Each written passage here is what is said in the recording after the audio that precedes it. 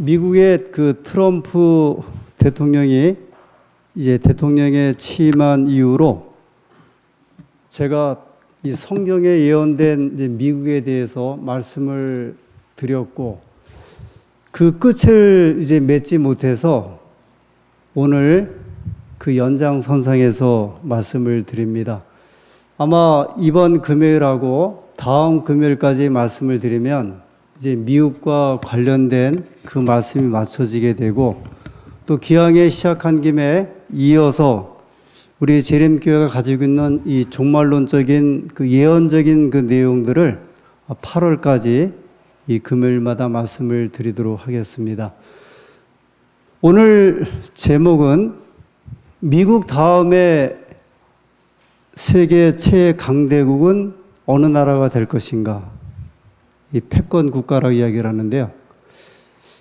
왜냐하면 한 나라가 영원히 이제 존재하지는 않거든요.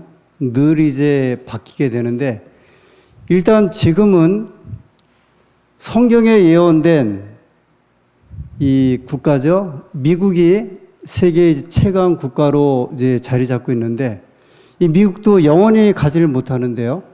그러면 미국 다음에 어느 나라가 세계 최강 국가가 되겠습니까?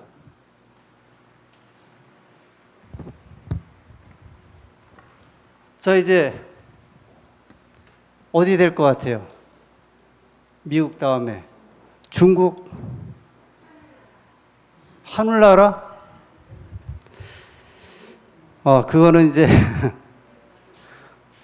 뜬금없지만 아무튼 그 최후의 이제 제국이고 현실적으로 교환권.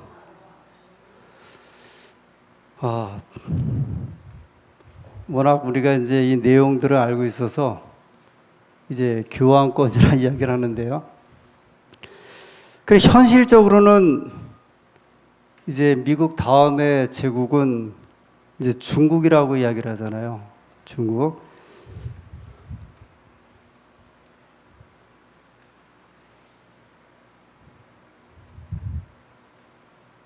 네. 보통 이제 그 G2 여기는 어느 나라죠? 미국이고 여기는 중국이고 재밌는 것은요. 미국과 중국의 땅덩어리가 거의 비슷해요. 미국하고 중국하고. 근데 모양도 좀 비슷한 것 같아요. 그죠? 모양도 아주 비슷한 세계 그 최강대국. 이제 미국하고 이제 중국이라고 이렇게 이야기를 하죠. 여러 가지 이제 그 근거들을 이야기를 하면서 우리가 잘 알고 있는 대로 이건 2014년 이제 보도인데 2014년도에 중국 경제 규모가 142년 만에 미국을 제친다. 이 경제적인 것은 이렇게 미국을 이렇게 초월하는 세계 그 어느 나라가 이제 강자냐 이야기를 할 때 이 군사력만 가지고 이야기를 하질 않고요. 사실은 먹고 사는 문제예요. 예를 들어 소련이 미국하고서 군사력은 뒤지지 않았거든요. 그런데 경제력에서 이제 뒤지면서 이 소련은 미국의 이제 경쟁 상대가 되지를 못하고 이제 내려가죠. 그런데 중국을 세계의 최강대국의 하나로 이야기하는 것은 결국 이제 경제적인 문제인데 이 중국에 대한 보도가 이렇게 나오기 시작을 합니다. 그래서 지금은 이제 뭐 중국의 세기가 될 것이다.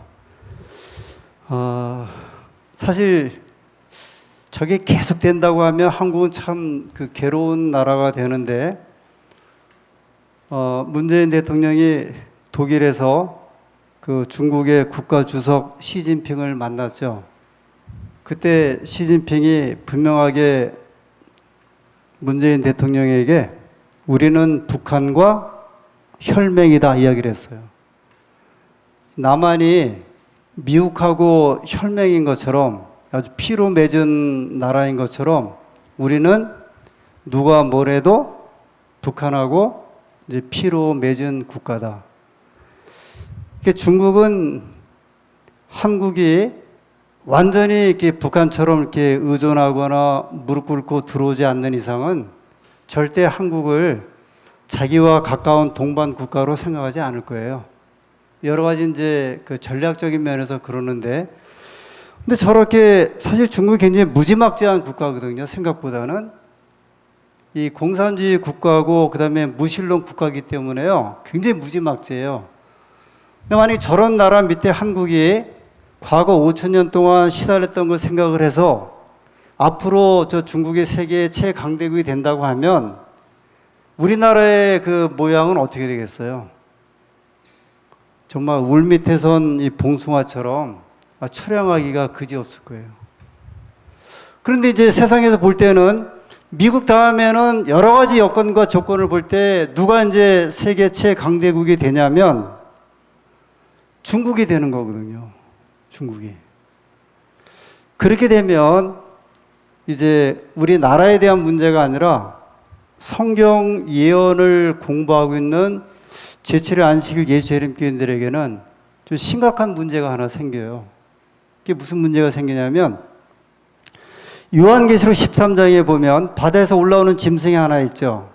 그게 이제 그 복합적인 짐승인데 이 가톨릭 교회에 대한 이 교황권에 대한 이제 그 짐승에 묘사된 나라가 올라오고 13장 11절부터 보면 땅에서 새끼양 같은 짐승이 올라오죠. 근데 어디죠? 미국이거든요.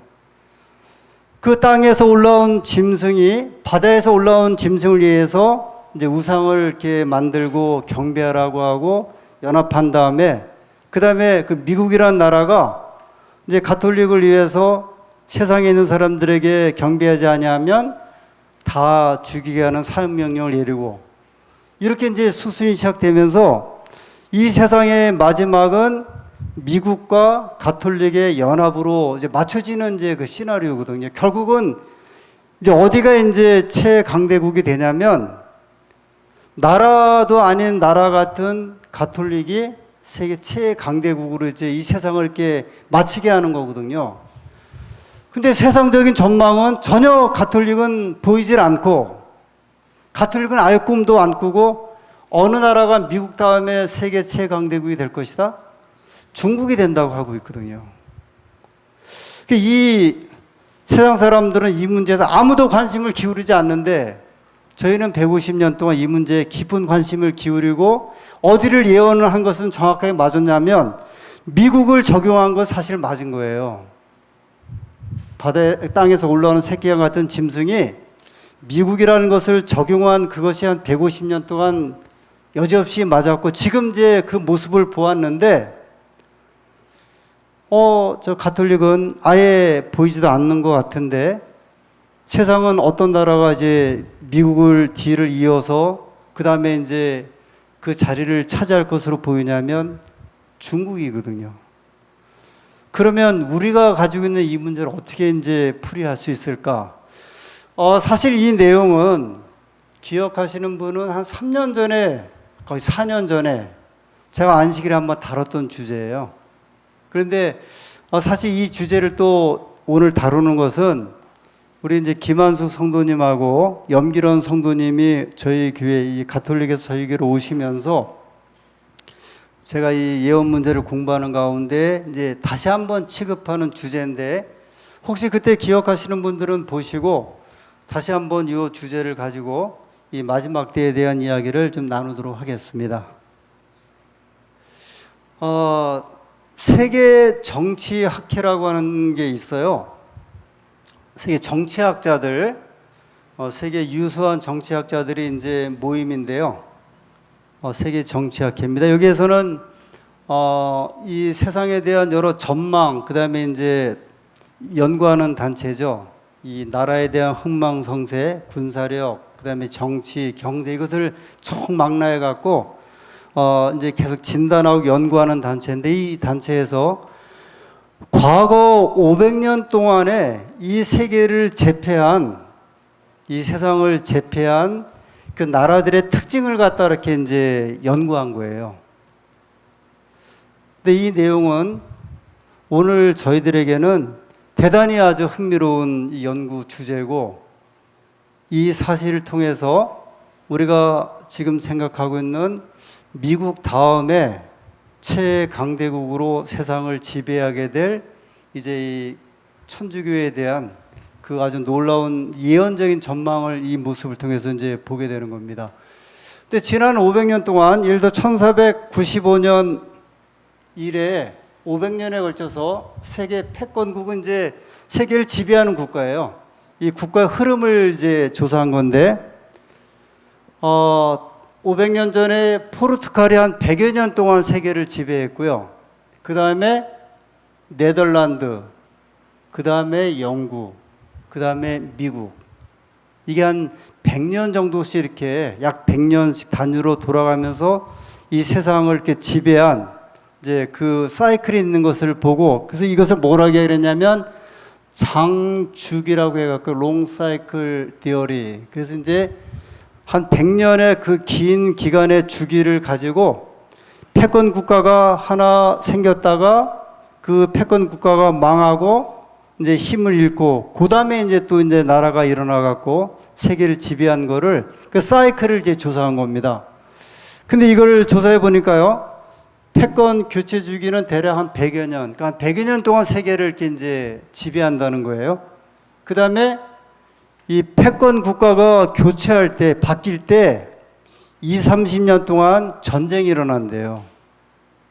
그런데 이 전쟁이 어떤 전쟁이냐면 무역 전쟁으로 이렇게 이야기를 해요. 경제 산업과 관련된 전쟁이 한 패권 국가가 이렇게 바뀔 때마다 한 20, 30년 동안 그런 전쟁을 하고 난 다음에 새로운 패권 국가가 일어나갖고 세계를 지배했다가 그 나라가 또 망하고 또 세계 경제 전쟁이 일어나다가 망하고, 이런 이제 사이클입니다. 그래서 앞으로 이게 언제쯤 예측을 하냐면 2020년부터 2030년. 지금이 몇 년도죠?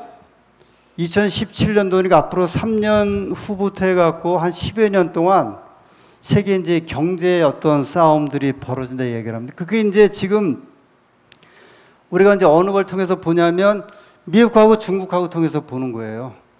미국하고 중국이 지금 하는 일이 뭐냐면 거의 이제 경제력 싸움이거든요. 경제력 싸움을 하고 있는데 이것이 앞으로 한 10여 년 동안 아주 치열하게, 그래서 이제 무역 전쟁이에요. 결국은 이제 이해를 돕기 위해서 트럼프가 대통령 된 다음에 바로 누가 이제 그 미국을 갔냐면 시진핑이 갔잖아요. 그 다음에 아베가 먼저 가고 시진핑이 먼저 가고. 근데 이 사람들이 왜 간지 아세요? 미국 대통령은 있고 일본의 수상하고 중국의 수상이 누구를 찾아간 거냐면 미국 대통령을 찾아갔다는 이야기는 여전히 누가 이제 힘이 있다는 이야기예요. 미국이 힘이 있다는 거예요. 그죠? 그래서 이제 찾아가는데 일본의 아베가 찾아간 이유도 경제 문제예요. 왜 갔냐면 누가 보복할까봐. 미국이 경제적으로 일본을 이제 왜 그러냐면 미국에 굴러다니는 자동차의 10대 가운데 한 7대는 다 일본제예요. 그러니까 이제 무역으로 일본이 돈을 많이 벌어가니까 미국이 이제 경제전쟁 일으킬까봐. 그 다음에 또 누가 쫓아갔냐면 시진핑이 가갖고, 그 시진핑이 생각할 때 아직까지는 중국은 아직은 아니다 생각을 하니까 일단은 간 거예요. 왜 또 중국의 주석도 갔냐면 트럼프가 이제 무역 전쟁 하겠다고 그랬거든요. 경제적으로 이제 중국을 가만 있지 않, 그러니까 군사 이야기를 한 게 아니라 뭐 갖고 이야기를 했냐면 경제 문제거든요. 근데 그런 게 이제 앞으로 한 10여 년 동안 치열하게 벌어지면서 여기서 전쟁을 하든지 말든지 하다가 이제 국가가 이렇게 바뀌는 거예요. 소련이 무너진 거는 아주 단순해요. 군사적으로는 소련의 핵무기나 미국 핵무기나 거의 비슷해요. 그런데 뭐가 안 되냐면 먹고 사는 문제가 안 됐어요. 결국은 소련이 이제 포기를 하고 이렇게 무너진 거죠. 이제 주저앉고, 그 다음에 이제 일어선 나라가 이제 중국이에요. 그래서 이제 그 세계 정치학계에 있는 분들이 이 세계 유수한 나라들, 이런 나라들의 이제 예를 들어 2030년 경에 세계를 이렇게 지배할 만한 패권 능력이 있느냐 없느냐 이거를 이제 분석을 해봤어요. 분석을 해봤더니 이제 현재까지 이렇게 볼 때 군사력이 이제 5가 제일 높은 걸 보면 어디가 제일 높아요? 미국이 5점. 그 다음에 중국은요? 4점. 거의 미국하고 중국하고 군사력이 이제 비슷하다는 이야기예요.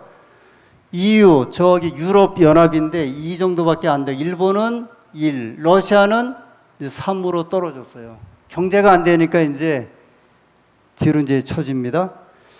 그 다음에 외교력을 보니까 미국이 4 정도의 점수고 중국이 3. 이 외교력은 세계에 있는 나라들을 다 자기 편으로 끌어다릴 수 있는 힘인데, 미국하고 중국이 비슷하고, 정치력은 중국이 좀 더 높아졌고요. 경제력은요, 이제 3대 3. 그래서 총계를 보니까 2030년에 정치학에서 볼 때 미국, 그 다음에 중국. 거의 이제 미국과 중국이 겨루는 거예요. 여러 이렇게 지표를 이렇게 통해서 볼 때. 이게 땅덩어리 가지고 지금 싸우는 게 아니거든요.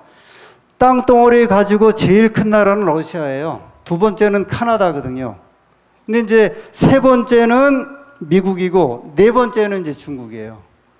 근데 그 모든 것을 종합해 볼 때 역시 각축을 벌이는 나라가 있는데 미국, 그 다음에 중국. 한 나라가 영원한 역사는 없었어요. 그러면 미국이 이렇게 쭉 나가다가 아마 2030년 전후 되면 미국의 이제 그 시대는 끝나고 그 다음 시대는 어떤 시대가 올라오게 될 것이다? 중국. 이것을 다른 쪽으로 또 한번 이제 연구를 해봤어요. 1495년부터 한 500년 전부터 지금까지 세계 패권 국가가 이렇게 일어서고 이제 망하는 그 표인데 이게 굉장히 흥미로워요. 여기서 이제 저희가 이제 좋은 어떤 게 그 힌트를 얻게 되는데 잘 한번 보세요. 1495년부터 1618년까지 그 당시에 패권 국가가 이제 포르투갈이에요.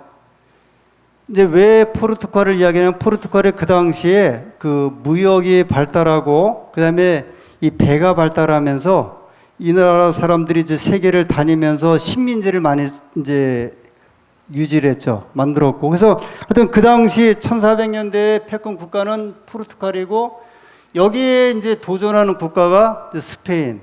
그 스페인의 이제 무적 함대라고 해갖고 스페인이 그 당시에 이제 도전을 하는데 그 다음에 포르투갈 다음에 패권 국가가 어디예요? 네덜란드예요. 이거 잘 보세요. 포르투갈하고 스페인이 이제 1등 국가가 이제 그 당시 패권 국가가 포르투갈이었고 그 다음에 도전국이 스페인이었으면 포르투갈이 이제 이렇게 물러서면 어디가 그 다음에 패권 국가가 돼야 돼요? 스페인이 돼야 되는데 여기는 안 보이는 뭐가 된 거예요? 네덜란드라고 하는 국가가 패권 국가가 됐어요. 다시 한번 이게 이제 우리가 이제 이해하는 이 요한계시록 13장에 대한 이해에 대한 것을 이게 보여주는 건데요. 다시 자 어르신들 이거 좀 복잡해 보여도 아주 흥미로운 도표예요. 포르투갈하고 스페인이 겨루다가 포르투갈이 이제 국력을 다하고 스페인이 그 다음에 세계 패권 국가가 돼야 되는데 안 되고 여기도 안 보이는 어디가 됐어요? 네덜란드가 1648년부터 1793년까지 세계 패권 국가가 되었고 그 다음에 네덜란드를 이제 도전하는 국가가 어디예요? 프랑스하고 두 번째는요 독일이었어요. 그런데 네덜란드도 이제 힘을 다했어요. 힘을 다하면 어느 나라가 올라와야 돼요?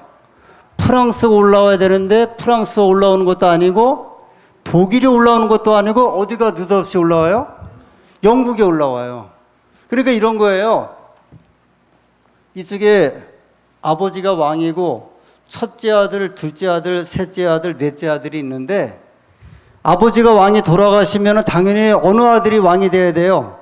첫째 아들이 돼야 되고, 만약 첫째 아들도 안 되면 둘째 아들이 돼야 되는데, 누가 되냐면 전혀 보이지도 않던 엉뚱한 놈의 아들이 와갖고 왕이 되는 식으로 세계 패권 국가도, 그 당시에 패권 국가가 여기 있고, 그 옆에 이제 다른 나라 프랑스가 여기 있고 독일이 있으면, 지금 프랑스하고 독일이 어디하고 좀 겨루고 있었냐면, 이 앞에 있는 스페인하고 네덜란드 겨루고 있으면은, 네덜란드가 만약에 이렇게 망하면 어디가 올라와야 되냐면 프랑스가 올라와야 되는데, 프랑스도 안 되고 독일도 안 되고, 자, 그게 이제 계속 반복이 돼요. 영국이 됐어요. 그런데 두 번째 국가가 첫 번째 국가는 돼요. 세계 패권국. 그런데 뭐는 안 되냐면 세계를 지배하는 패권 국가는 안 되는 거예요. 다시 1815년부터 1914년까지 영국이 이제, 그래서 영국이 약 100년 동안,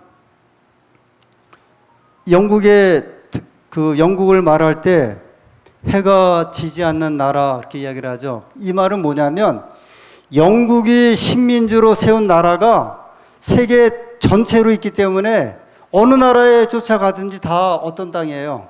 영국 땅이라는 이야기예요. 그렇게 이제 세력을 발휘하다가, 그 발휘할 때 영국과 겨룬 나라가 어디예요? 독일, 러시아.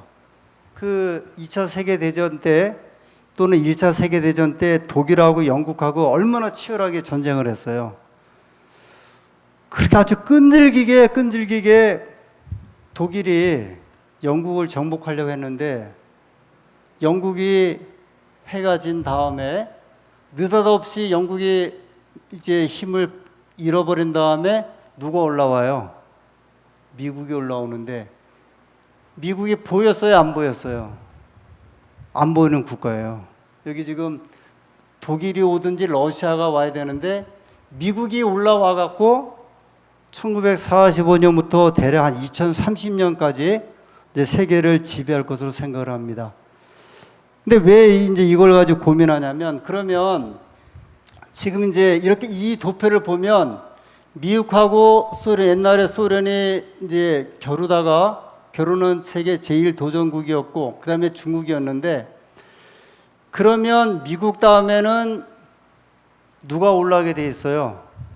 소련도 아니고 중국도 아니고 누가 올라와야 돼요? 전혀 예측을 못하는 국가가 올라올 것으로 예상을 하는데, 지금 정치학계 있는 사람들이 세계의 모든 경제와 다 연구해 보면 틀림없이 미국 다음에는 누가 올라가게 돼 있어요? 중국이 올라가게 돼 있거든요. 그런데 과거 500년을 연구해 보니까 중국이 이 앞에 올라와야 안 올라와요? 안 올라온다는 거예요. 그러면 어느 나라가 올라올 것이냐? 그래서 이제 이 정치학계에 있는 사람들이, 제가 한번 여기, 일본이 올라오는가, 독일이 올라오는가, 인도가 올라올까, 해교권 국가가 올라올까, EU가 올라올까, 유럽 연합이. 그래서 지금 이제 전망을 하는데, 중국을 제쳐놓고 다른 나라가 올라올 수도 없고, 왜? 경제력이 약하니까. 근데 이제 500년 과거 역사를 해보면 제1도전국, 제2도전국이 패권 국가가 된 적이 한 번도 없었거든요. 여기서 이제 소위 딜레마가 생긴 거예요. 과거 500년 역사를 연구해 보니까. 갈피를 못 잡고 있어요. 그럼 어디예요? 미국 다음에. 요한계시록에 있는 말씀을 공부해 보면 미국 다음에 어디예요? 교황권이에요. 교황권. 그래서 이제 이 딜레마에 이제 한창 이제 빠져 있는데, 저희는 이제 요한계시록, 다니엘서와 요한계시록의 연구에 하면 미국 다음에 일어서는 국가는 반드시 어디로 되어 있냐면 이 교황권으로 되어 있거든요. 근데 세상에서는 지금 현실을 보니까 중국이에요. 그래서 미국 다음에 중국이 올라올 것으로 예상을 하는데, 과거 500년 세계 패권국이 올라온 패턴을 보니까 중국은 또 올라오게 안 돼 있어요. 왜냐면 제1도전국이 한 번도 된 적이 없고 제2도전국이 세계를 지배한 적이 없거든요. 근데 이제 그런 걸 통해서 볼 때는 중국은 아닌데 현실적인 모습을 볼 때는 미국하고 겨루는 국가가 어디냐면 중국이거든요. 여기서 딜레마에 빠졌어요. 그런데 여러분 그 배진수 박사라고 하는 분 이야기를 들어봤죠? 이분이 잠깐 좀 소개 좀 할게요. 여기 잠깐 이런 이야기예요. 국제 정치학자 및 미래학자들 대다수가 미국 다음으로 중국을 전망하고 있는데 미국 다음에 세계 패권국으로 국제 정치학의 장주기 이론에 의하면 500년 과거 역사의 그 이론에 의하면 중국이 다음 패권국이 아니라고 스스로 부정하는 모순이 발생하고 있다는 거예요. 현실적으로 볼 때는 미국 다음에 중국이 맞는데요. 과거 500년 패권 국가가 일어서고 이렇게 망한 걸 보니까 누가 아닌 거예요. 중국이 아닌 거예요. 그러면 어디냐? 이제 확정을 못 하고 있어요. 그렇다면 미국 다음은 어디일까? 어디예요? 다니엘서와 요한계시록의 예언에 의하면 미국이라는 나라는 예언이 돼 있죠. 계속 13장 11절에 땅에서 올라온 새끼양 같은 짐승이요. 그 다음에 그 짐승이 13장 1절에 보면 바다에서 올라오는 교황권과 연합해갖고 짐승의 우상을 세우고 경배하게 하고, 그럼 어디예요? 이 가톨릭이에요. 근데 이 이야기는 저희가 이제 150년 동안 이제 외치고, 그 다음에 많은 분들이 이것을 이제 전도회나 전하는데 세상에 있는 대부분의 사람들은 절대 믿질 않아요. 어떻게 천주교는 종교국가거든요. 종교거든요. 종교가 중심인 그런 나라가, 그때 나라가 바티칸이 보면 로마에 있는 바티칸이 보면은 크기가 삼육대학교 정도 땅 크기밖에 안 되거든요. 그런 곳에서 바티칸 국가가 어떻게 세계를 지배할 수 있을까?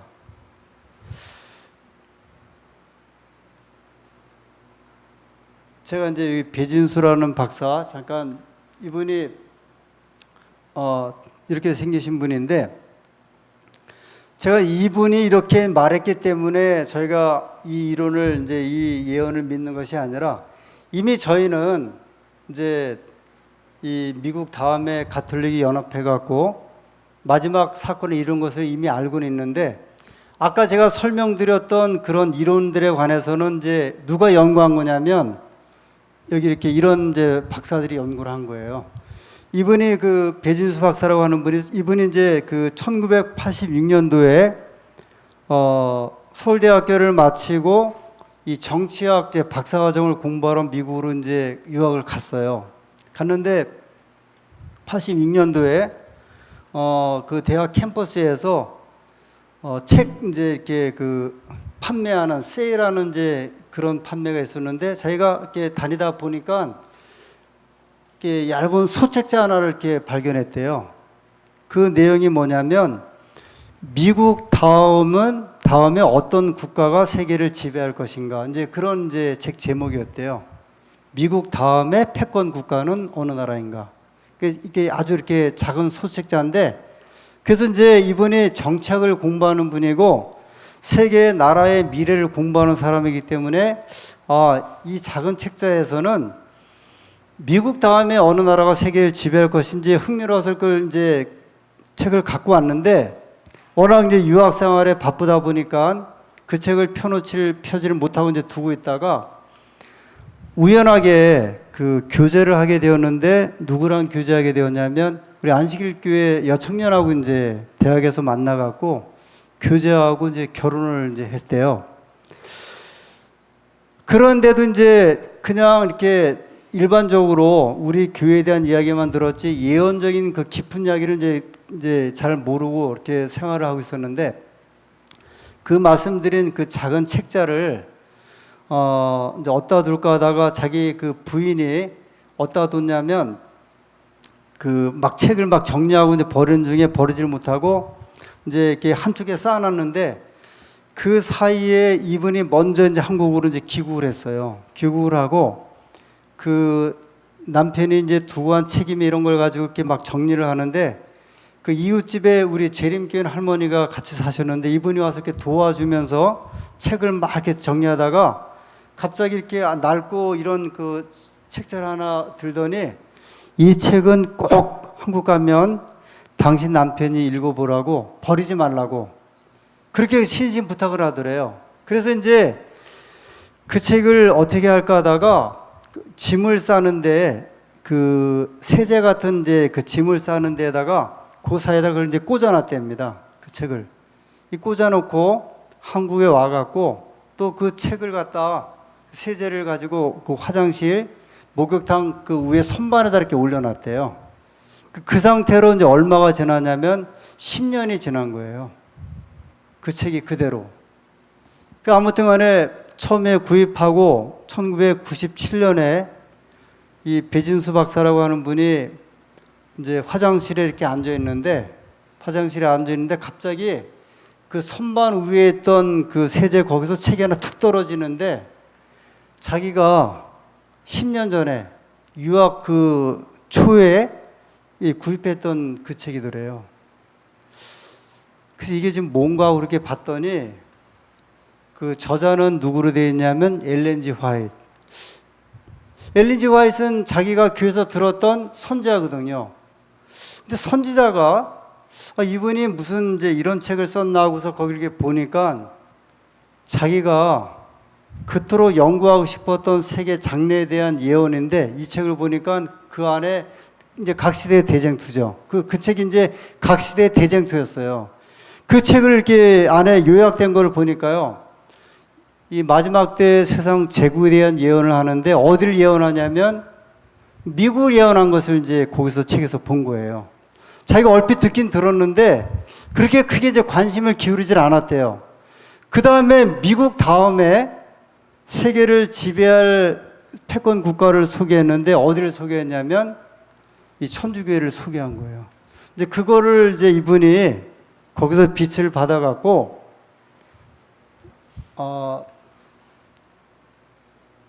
1999년 영남국제정치학회라고 저 영남 쪽에 호남이 아니고 영남 그쪽에 정치학회에서 연구하는 사람들이 국제예언 전문가로서 이제 한번 이 연구한 거를 발표해달라 그럴 때 이분이 뭐를 발표했냐면 이제 서기 2000년 앞두고 새 밀레니엄 시대 예언의 국제정치학이라는 이걸 이제 발표를 하면서 아까 제가 말씀드렸던 세계 500년의 그 세계 패권 국가에 대한 거를 이제 보고를 하고 이분이 거기서 이제 발표한 게 뭐냐면 미국 다음에 세계 패권 국가는 어디가 될 것인가? 대부분의 사람들은 어디로 생각을 하고 있어요? 중국. 우리도 그렇게 중국 생각하고 있을 뿐더러 그 다음에 일반 학자들도 마찬가지로 중국인데 이분이 거기서 어디로 예언을 한 거냐면 중국이 아니라 어디다? 성경 예언을 공부해 보니까 다니엘서와 요한계시록을 공부해 보니까 중국이 아니라 이제 가톨릭 국가다. 가톨릭이다. 이 교황권이다. 그것을 이제 발표를 한 거예요. 그래서 교황권의 세계 패권 가능성 및 미국의 등장 그리고 미국과 교황권이 결탁을 해서 세계를 어떻게 할 것이다? 이제 지배하게 될 것이다. 근데 사실 이것은요, 거의 일반 정치학에서는 아예 취급도 안 하고 이건 이제 생각할 수 없었던 것인데 마지막 세상에 대한 예언적인 안목 같은 이분은 이제 그 성경을 연구하면서 다니엘서와 요한계시록을 연결해 갖고 세계 패권 국가를 소개한 거예요. 이게 2001년도인가 그 우리나라 그 일반 시사 잡지에서 요 이제 발표가 이제 보도가 돼 갖고 한번 이제 주목을 받았던 그런 일이 좀 있었어요. 그 다음에 2000년 12월 15일에 한국국제정치학회에서 연례 학술에 이제 1999년에 발표하고 난 다음에 이 사람의 어떤 세계 예언에 대한 이론이 이제 좀 그 인정을 받으면서 2000년 12월 15일 날 다시 이제 연락이 오기를 당신이 연구하고 있는 그 세상 그 장래에 대한 전망을 좀 발표하라 했을 때 여기 또 뭘 발표했냐면 성경 예언과 국제 정치학 적그리스도 적그리스도가 어디겠어요? 이 교환권에 대한 내용이에요. 이걸 이제 다시 한번 발표를 했어요. 그 다음에 2001년 12월 14일에 선악관 전쟁과 이제 아마겟돈 전쟁까지. 이 선악관 전쟁이라고 하는 게 뭐예요? 이분이 이제 이건 국제 정치학계에서 학자들이 모인 가운데 발표한 거예요. 이분이 발표한 내용은 이거예요. 이 세상에 있는 전쟁은 많은 사람들이 생각해요. 아직 앞으로 이제 마지막 전쟁을 3차 세계대전을 이제 보거든요. 1차 세계대전이 한 번 있었고, 2차 세계대전은 이제 독일과 유럽 중심으로 이제 싸웠던 전쟁이 있었고, 이제 그거 전쟁한 다음에 이제 어떻게 되었냐면, 세계 패권 국가가 이제 바뀐 거예요. 누가 되었냐면, 영국도 아니고, 독일도 아니고, 러시아도 아니고, 어디가 됐냐면, 미국이 됐거든요. 그러면 이제 정치학자들은 전망하기를 3차 세계대전이 일어나게 될 것이다.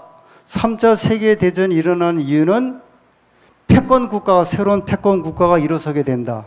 그러면 미국은 이제 그 싸움에서 지게 되고 어디가 일어나게 될 것이다? 중국이 일어나게 될 것이다.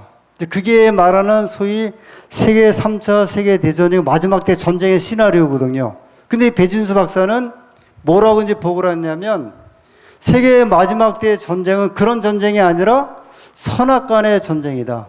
선악간의 전쟁이라는 게 뭐예요? 선악간의 대쟁투가. 우리가 저 하늘에서 루스벨과 그 다음에 하나님과의 그 전쟁이 있었고 그 전쟁에서 패한 루스벨이 하늘 천사 3분의 1을 끌고 이 땅으로 내려온 전쟁이 지금 선악의 전쟁이잖아요. 이걸 이제 발표를 한 거예요. 그러니까 세상의 정치학자들은 미국과 중국의 전쟁으로 이 세상이 어떻게 될 것을 예언을 하고 있는데 이 성경을 연구하는 이 배진수 박사는 지금 저 신내 하늘빛교회 장로님인데 이분은 정치학자들 앞에서 성경의 예언을 가지고 세상 예언을 풀이해 준 거예요. 여러분, 이 마지막 전쟁은 그런 제3차 세계대전 그런 그 싸움으로 맞추는 것이 아니라 선악간의 대쟁투인데 그것이 어디에서 벌어지게 된다? 아마겟돈 전쟁으로 마치게 될 것이다. 이 아마겟돈 전쟁은 이제 간단하게 소개를 할게요.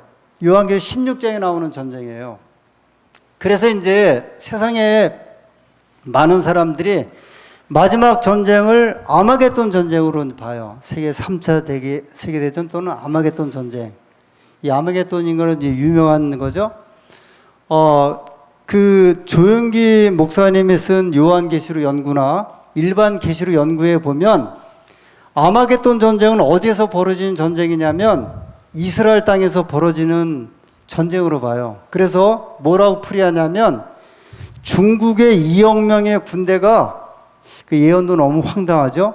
2억의 군대가 저 중동으로 이제 몰려 들어갔고 석유를 가지고 마지막 싸우는 전쟁이 아마겟돈 전쟁이다. 그렇게 좀 해석을 해요. 개신교에서는. 근데 저희는 이 아마겟돈 전쟁을 어떻게 해석을 하냐면 저 아마겟돈은 저 이스라엘 땅에 있는 한 지역인데 거기서 실제로 세상의 군대가 모여서 하는 싸움이 아니라 어떤 싸움이냐면 마지막 선악간의 싸움이다. 누구와 누구와의 싸움이에요? 하나님과 사단. 그런데 사단은 자기의 이제 군대를 가지고 군사를 가지고 싸울 거 아니에요. 자기의 군대가 어디예요? 천주교예요. 교황권. 하나님의 군대는요? 남은 하나님의 선택한 백성들이잖아요. 그럼 군대 그 싸움에 마지막 선악의 싸움에 아마겟돈 전쟁의 싸움에 큰 개쟁점이 있어요. 그게 뭐냐면 누구에게 경배할 것이냐 그 싸움이에요. 경배 싸움이에요. 전쟁 싸움이 아니고 일반 개신교에서는 3차 세계대전 아마겟돈 전쟁인데 막 핵전쟁으로 묘사를 했어요. 근데 성경은 우리가 이 예언을 잘 풀이하면 그런 전쟁이 아니라 하나님의 편에 설 것이냐 마귀의 편에 설 것이냐 그 싸움이에요. 근데 그 싸움의 중심은 뭐냐면 결국은 누구를 경배할 것이냐. 그리고 경배하려면 뭐 가지고 경배를 해요? 성경에 안식일이냐 거짓 안식일이냐 그 싸움이에요. 근데 그것을 이미 우리는 이제 그 싸움을 다 이해를 하고 있잖아요.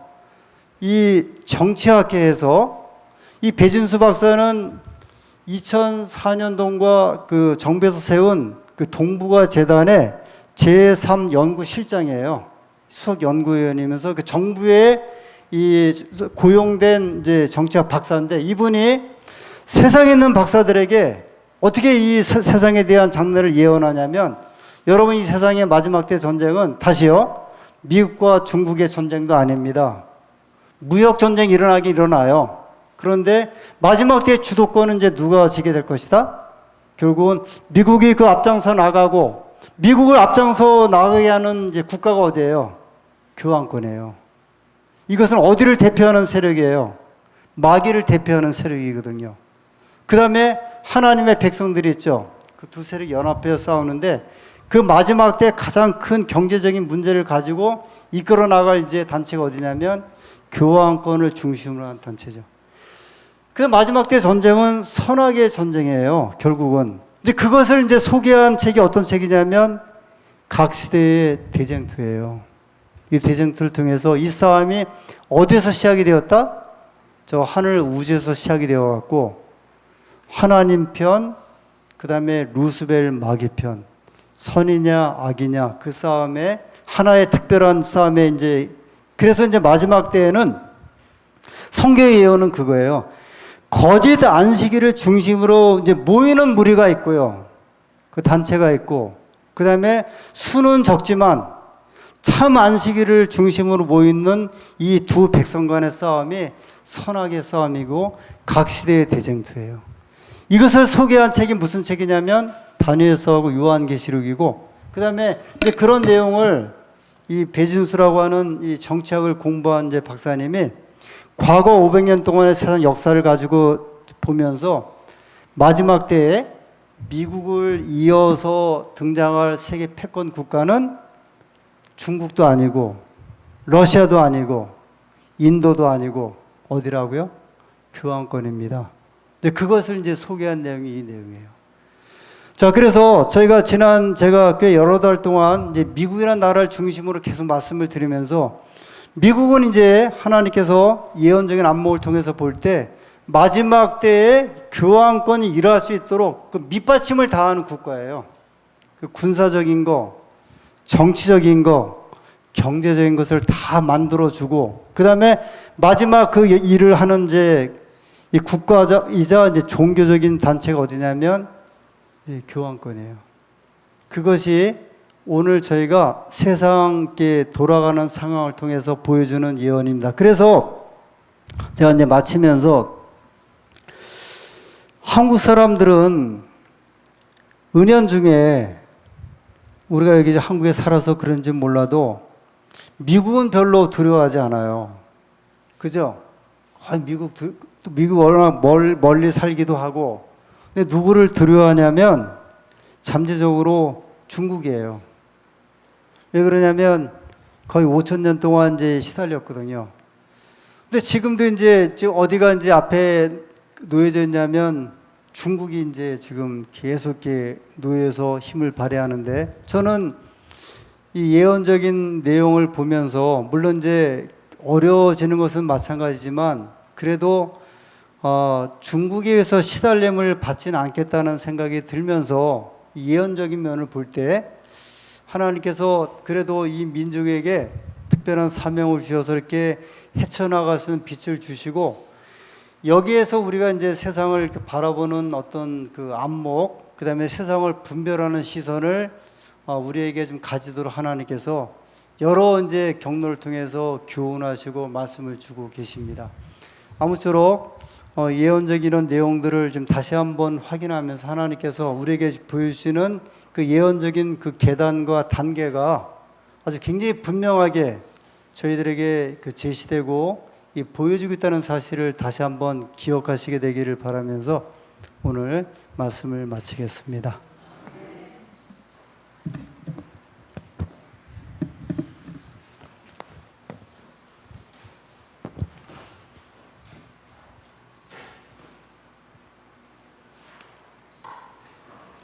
찬미 269장입니다.